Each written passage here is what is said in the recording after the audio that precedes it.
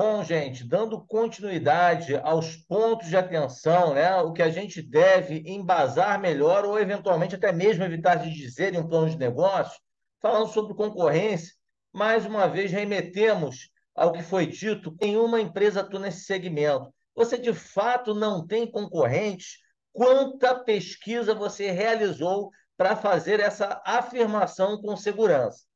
Agora, como as pessoas atendem esta demanda atualmente, antes da existência do seu produto inovador, né?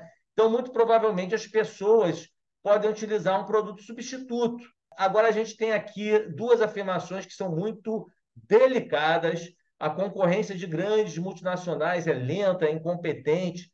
Gente, eles passaram por muitos caminhos, muitas jornadas para chegar onde chegaram, né? Com o porte que tem, com o poder financeiro que tem. Então, além da gente respeitar a jornada das grandes empresas, a gente também tem que respeitar o poder financeiro que muitas vezes é utilizado dentro de uma lógica de mercado para inibir a entrada de novos concorrentes. Então, afirmar que não há que se preocupar com a concorrência multinacional é muito complicado. A partir do momento que você começar a incomodar, você terá que se preocupar, sim, e muito, né?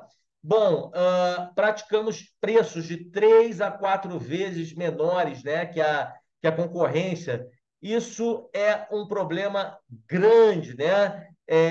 Por quê? Porque se você tem uma solução que realmente é melhor, é mais inovadora, agrega maior valor e ela custa 4 vezes menos, há um problema muito grande. Não dá para acreditar. Coisa, tá? Existe um lado psicológico, mercadológico, e existe um lado da lógica da inserção do produto no mercado.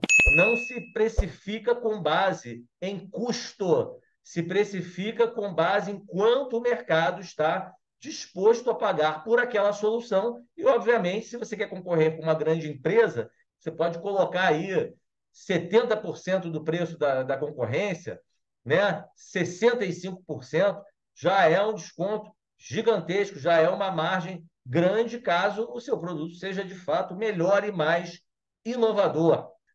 Continuando, a gente pode falar sobre a estruturação da matriz de benchmarking, tá, gente? O que acontece? Um vício muito grande, no caso de uma matriz de benchmarking, colocar o xizinho direto na concorrência, ou seja, a concorrência não tem nada, ou sequer chega próximo, e você tem todos os atributos de valores importantes. Mas isso aí a gente sabe que é uma raridade. Muitas vezes a empresa diz que o concorrente não faz isso, e você, com uma pesquisa de 10 minutos no Google, você vê que existem um monte de empresas que se propõem a fazer a mesma coisa. Então, deve haver um embasamento muito grande para afirmar que o concorrente não entrega o que você entrega. Da mesma forma, essa matriz que está aí na tela, ela é muito grande. Você deve colocar somente os principais atributos de valor. Além disso, também não deve colocar um atributo de valor que todas as empresas possuem, porque aí não tem lógica, é uma commodity, é o mínimo que uma empresa que atua no segmento pode entregar.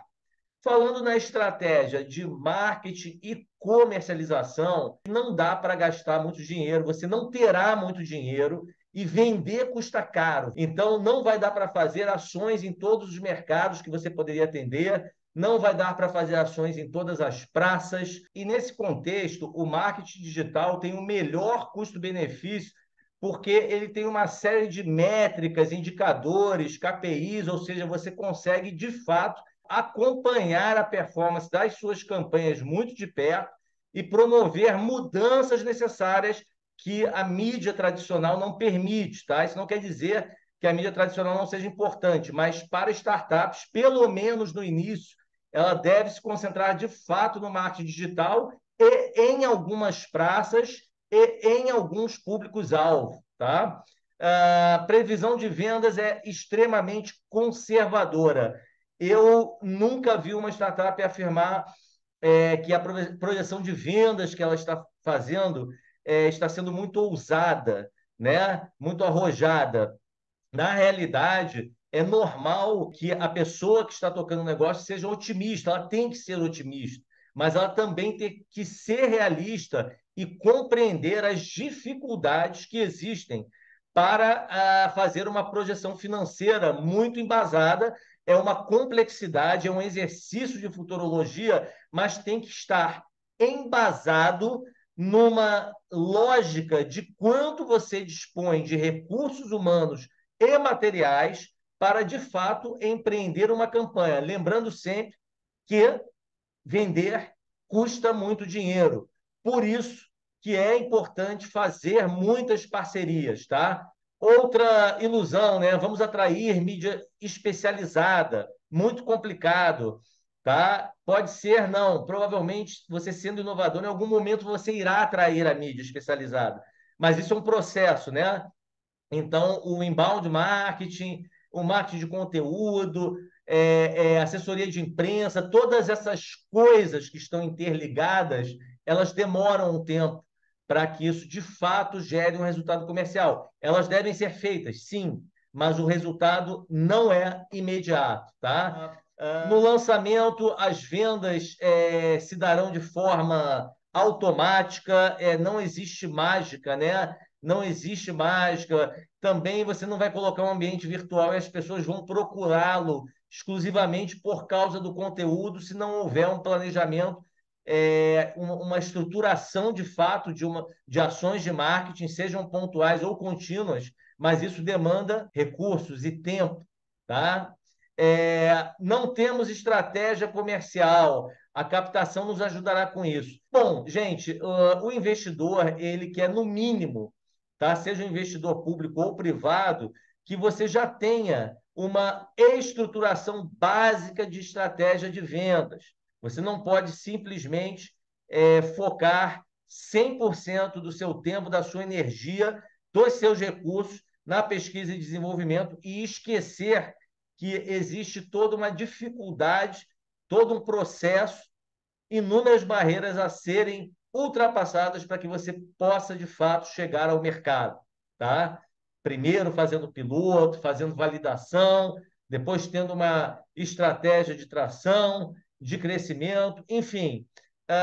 Praticar preços bem abaixo da concorrência, eu já comentei sobre isso, tá? Tem que tomar um cuidado, é óbvio que você tem que se diferenciar por preço, se isso é possível, mas esse não deve ser o principal apelo, né? E vamos contratar uma equipe de vendas estruturada, experiente. Você não terá recursos para isso, tá? Como eu falei no vídeo anterior, é melhor você fazer parcerias comerciais, abrindo mão de margem.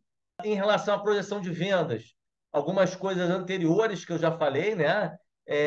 Ou seja, a projeção de vendas segura, isso não existe. Você não tem como afirmar isso. Aliás, todas as suas previsões elas devem ser extremamente embasadas, tanto em informações de mercado, quanto informações do seu produto, quanto informações relativas à sua estratégia de marketing e comercialização. A empresa falar em relação à projeção de vendas, isso pode parecer primário, mas eu vou ter que falar, porque isso acontece, né? A empresa dizer que já captou tantos milhões em editais, né, de órgãos de fomento, e isso daí faz parte do seu faturamento. Captação de recursos não é faturamento. Isso daí deve gerar produtos inovadores que eles sim gerarão faturamento. Se você não conseguir o resultado, alguma coisa pode estar errada, ou não, pode ter sido mero resultado do risco tecnológico e mercadológico de alguns projetos.